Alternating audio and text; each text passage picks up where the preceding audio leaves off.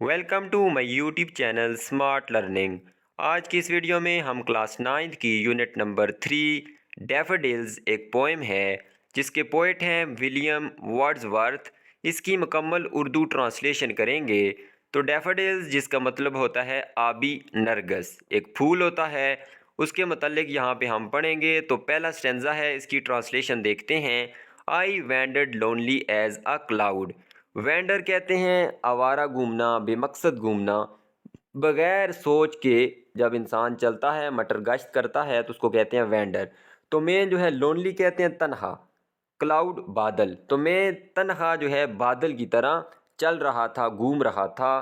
तो यहाँ पे एक सिमिली का इस्तेमाल हुआ है। सिमिली पोएटिक डिवाइस है जिसका उर्दू में मतलब होता है तशबीह। तो यहाँ पोइट जो है अपने आप को जो है वो मुवाजना कर रहा है, कंपेयर कर रहा है किसके साथ? बादल के साथ। जिस तरह बादल आवारा घूमते रहते हैं, इधर उधर घूमते रहते हैं बेमकसद, इस तरह वो भी शायर जो है वो घूम रहा था। दैट फ्लोट्स ऑन हाई, जो तैरते हैं, बादल जिस तरह तैरते हैं ऑन हाई, ऊपर। अवर वेल्स, वेल्स कहते हैं वैलीज से निकला है ये, वैलीज कहते हैं वादियाँ, जो वादियों और पहाड़ियों के ऊपर, हिल्स कहते हैं पहाड़ियाँ। तो वादियों और पहाड़ियों के ऊपर जैसे बादल जो है तन्हा आवारा घूमता है, उस तरह मैं घूम रहा था। When all at once, जब अचानक, आई सा अ क्राउड, मैंने हजूम देखा। किस चीज़ का हजूम देखा? A host of golden daffodils. Host collective noun है जो कि लार्ज नंबर ऑफ पीपल के लिए इस्तेमाल होता है, कि बहुत बड़ी तादाद में जो लोग होते हैं। तो यहाँ बहुत बड़ी तादाद में वहाँ पे गोल्डन डैफोडिल्स थे, सुनहरी रंग के आबी नरगस। तो उनकी जब मैंने अचानक से इतनी बड़ी तादाद देखी, बिसाइड द लेक, झील के साथ, बिसाइड कहते हैं अलॉन्ग, साथ साथ, तो झील के साथ साथ, बिनेथ द ट्रीज, दरख्तों के नीचे, fluttering and dancing in the breeze, breeze जो ठंडी हवा होती है उसमें फ्लटर, फ्लटर कहते हैं लहलहाना, एंड डांस और रक्स करना। तो जब मैंने उनको झील के किनारे, झील के साथ साथ और दरख्तों के नीचे ठंडी हवा में लहलाते और रक्स करते हुए देखा। तो यहाँ पे पहला स्टेंजा था, इसमें देख ले एक सिमिली का इस्तेमाल हुआ है। और लास्ट वाली जो लाइन है फ्लटरिंग एंड डांसिंग, इसमें एक पर्सानिफिकेशन का इस्तेमाल हुआ है। पर्सानिफिकेशन एक ऐसी टेक्निक होती है जिसमें हम किसी इंसान की क्वालिटी को किसी दूसरी चीज़ को दे देते हैं।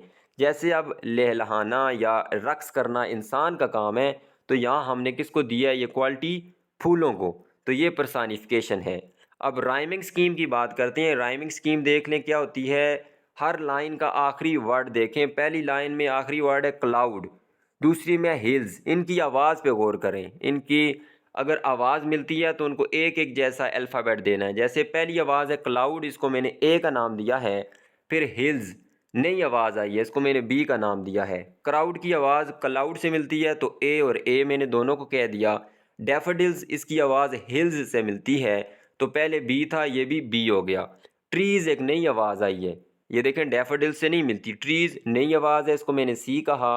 ब्रीज जो है ट्रीज से मिलती है, तो इसको भी मैंने कह दिया सी। तो राइमिंग स्कीम इसकी होगी ए बी सी सी। अगर आपसे पूछा जाए राइमिंग वर्ड्स कौन से हैं, तो क्लाउड, क्राउड ये हो गए राइमिंग, हिल्स, डैफोडिल्स ये हो गए राइमिंग, जिनको हम काफिया आप कह सकते हैं, हम आवाज़। ट्रीज और ब्रीज ये हो गए राइमिंग। सेकंड स्टेंजा है continues as the stars that shine. जो है कंटिन्यूज मतलब मुसलसल, एक के बाद दूसरे, जिस तरह लाइन में होते हैं लगातार, जैसे कि सितारे जो चमकते हैं।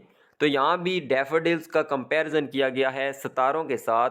तो ये मुवाजना हुआ है एज के ज़रिए। लाइक और एज के ज़रिए जब भी कंपैरिजन होता है तो वहाँ सिमिली होती है, तशबीह। तो यहाँ भी सिमिली का इस्तेमाल हुआ है। तो इस तरह मुसलसल थे, मतलब इतने ज़्यादा फूल थे जिस तरह आसमान पे सितारे होते हैं जो चमकते हैं, तो ये भी उनकी तरह चमक रहे थे और उतनी ही तादाद में थे। And twinkle on the Milky Way, और कहकशां पे जगमगाते हैं सितारे, उस तरह ये भी चमक रहे थे। They stretched in never ending line, वो फैले हुए थे। दे जो यूज़ हुआ है वो फूलों की जगह इस्तेमाल हुआ है, डैफोडिल्स की जगह। वो ना ख़त्म होने वाली कतार में या लाइन में फैले हुए थे। Along the margin of a bay, margin कहते हैं किनारा, और बे कहते हैं खाड़ी को, हलीज को। ठीक है, जिसकी जो है तीन तरफ खुश्की होती है और दरमियान में पानी होता है, एक हिस्से से पानी गया होता है। कोशिश करता हूँ मैं यहाँ पिक्चर अटैच कर दूँ।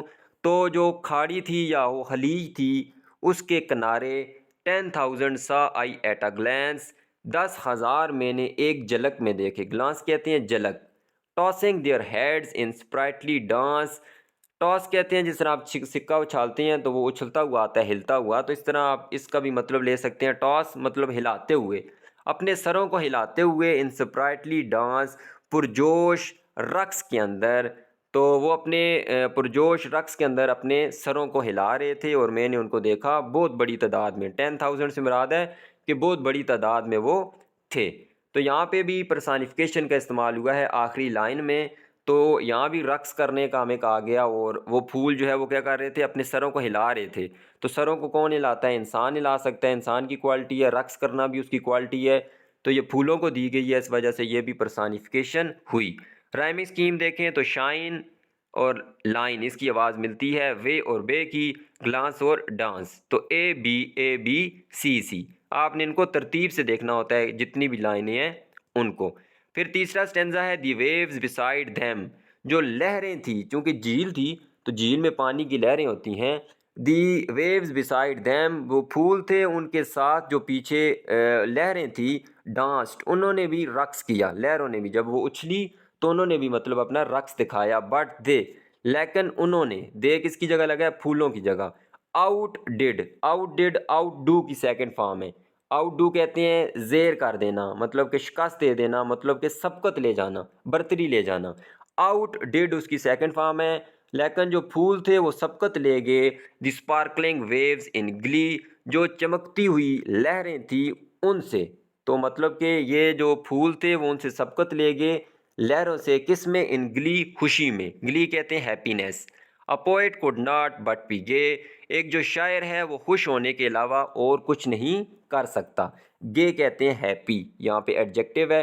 तो खुश होने के अलावा और शायर कर ही क्या सकता है। इन सच आ जोकन कंपनी, ऐसी खुशगवार सोबत में या ऐसी खुशगवार महफल में। तो शायर कहता है कि मैं ऐसी खूबसूरत और खुशगवार महफल में खुश ना हूँ तो और क्या करूँ। आई गेज्ड एंड गेज्ड, ये देखें गेज्ड कहते हैं मसलसल घूरना, और ऊपर ग्लांस था मतलब कि एक झलक, जब आप एक नज़र डालते हैं, और गेज्ड मसलसल देखते रहना।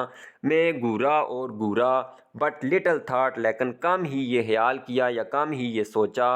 What wealth the show to me had brought, क्या जो है दौलत ये मंज़र मेरे लिए लाया था। तो मैं उसको मसलसल देखता रहा, बार बार उसको तकता रहा गौर से, लेकिन ये नहीं सोचा कि ये मंज़र मेरे लिए क्या खुशी या ये मंज़र क्या दौलत मेरे लिए लाया था। तो यहाँ पे देख लें राइमिंग स्कीम, पहली लाइन के आखिर में दे है, दूसरी में गली। तो दे की आवाज़ ए हो गई, गली की बी। फिर गे और दे मिलते हैं तो ए हो गया। कंपनी और गली। अच्छा, वर्ड्स पे आपने अल्फ़ाबेट से भी नहीं गौर करना, इनकी आवाज़ पे गौर करना है। गली, कंपनी, तो बी। फिर थाट और ब्राट, सी। ये इनकी राइमिंग स्कीम है। उसके बाद लास्ट स्टेंजा पे जाते हैं। फॉर ऑफ्ट, क्योंकि अक्सर, ठीक है, ऑफ्ट कहते हैं ऑफन से निकला है, अक्सर, कभी कभार। और फार का मतलब क्या हो गया? क्योंकि अक्सर। व्हेन ऑन माई कूच आई लाई, जब अपने सोफे पे या बिस्तर पे मैं बैठता हूँ, लेटता हूँ। इन वैकेंट और पेंसिव मूड, फारग वक्त में। वैकेंट कहते हैं फारग, और पेंसिव कहते हैं डीप थाट में, मतलब गहरी सोच में डूबा हुआ उस मिजाज में, जब मैं अपने सोफे पे लेटता हूँ। दे फ्लैश अपॉन दैट इनवर्ड आई, तो मेरी जो ज़मीर की आंख है, मतलब बातनी आंख, अंदर दिल की आंख है, उसके ऊपर ये झलक डालते हैं, अपनी रोशनी डालते हैं वो daffodils. Which is the bliss of solitude, जो तन्हाई के लिए खुशी होती है या सादत होती है। तो जब मैं तन्हा होता हूँ तो वो मेरी तन्हाई को दूर करने के लिए मेरी बातनी आंख पे झलक डालते हैं, और वो जो मंज़र था, वो फूलों का मंज़र, वो मेरे लिए एक सादत होता है।